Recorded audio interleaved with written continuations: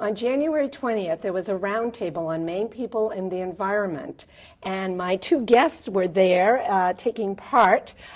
Ted Kaufman, who's the executive director of Maine Audubon and a former state legislator, and Roger Burley, who is a board member with the Maine League of Conservation Voters. Right. I got that out. And what was hoped to be gained by having this roundtable discussion with the governor? Do you want to start with that, Tim? Well, I think many folks are familiar with the governor's red tape audit meetings around the state, talking with business groups about the impact of environmental and other regulations on the business climate and how those rules and regulations may affect negatively doing business in Maine. And let me just interrupt you for a second, because this was made up of not only environmentalists but business leaders from around the state. Right. The meeting in Augusta last week was the governor and health professionals and natural resource businesses like fishermen, ocean fishing and trout fishing and loggers and a whole variety of folks who represent different sectors of the society, all of whom are affected by the environment. And so the governor had and continues to have meetings on the red tape issue and the effect of environmental regulations on business. And this was organized by the Natural Resources Council of Maine and others. We all worked to bring people to the table for folks to talk to the governor and share their perspective on the importance of the environment to their work and their quality of life. For example, there was one businessman who moved from New Jersey with his family. He had vacationed in Maine and thought this is life the way it should be, and decided as a family to come and move to Maine. And he eventually started up a whole new business that employs a significant number of people, a couple of dozen or something like that. And he just spoke to how important a quality of life that Maine's natural resources provide was important to his decision to come to Maine. And others had other stories to tell. 500 people attended the meeting. It was, for me personally, just a very inspiring turnout. People sort of bearing witness that they really care about the environment and they don't want our state government to run roughshod over a number of legislative rules and regulations that have been put in place very thoughtfully over a long period of time. And I remember particularly Hoddy Hildreth, who was in the legislature back in the 70s. And Hoddy spoke as a member of that panel and reminded the governor that a number of the environmental bills that are under assault now were passed by Republican majorities in the years ago.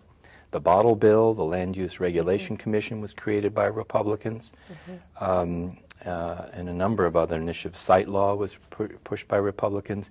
The billboard bill, do you remember when billboards decorated our highways? And it was a Republican woman with a Republican majority that took away billboards. That was not an easy thing to do. And Hoddy Hildreth's father. And Hoddy Hildreth's father was governor. Right. So he knows of what he speaks. Right. So it was a very moving, I think people were very eloquent. Each person, 28 people, had 90 seconds, just like the economic forums. And they all spoke very well, and I think it's a real reflection of how the public feel. And Roger, do you want to add anything to that? You were representing a whole group of conservation voters. Absolutely. And Ted really cast the piece very well.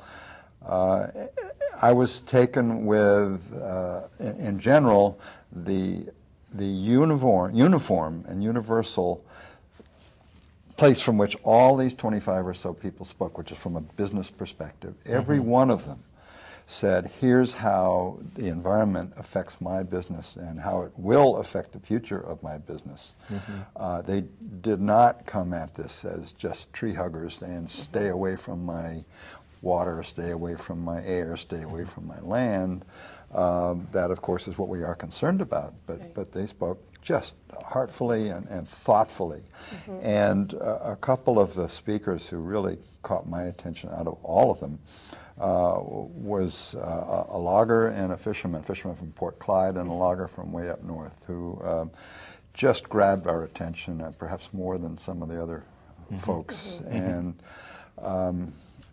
got the strongest rounds of applause, because they're really grassroots people, and they could say, you know, I'm up there, and I have learned how not to trash streams and riverbanks. Well, it sounds like it was a thoughtful coming together of ideas and appreciation for why people choose Maine as a place to do business or to live. And how much it's the whole package. Right.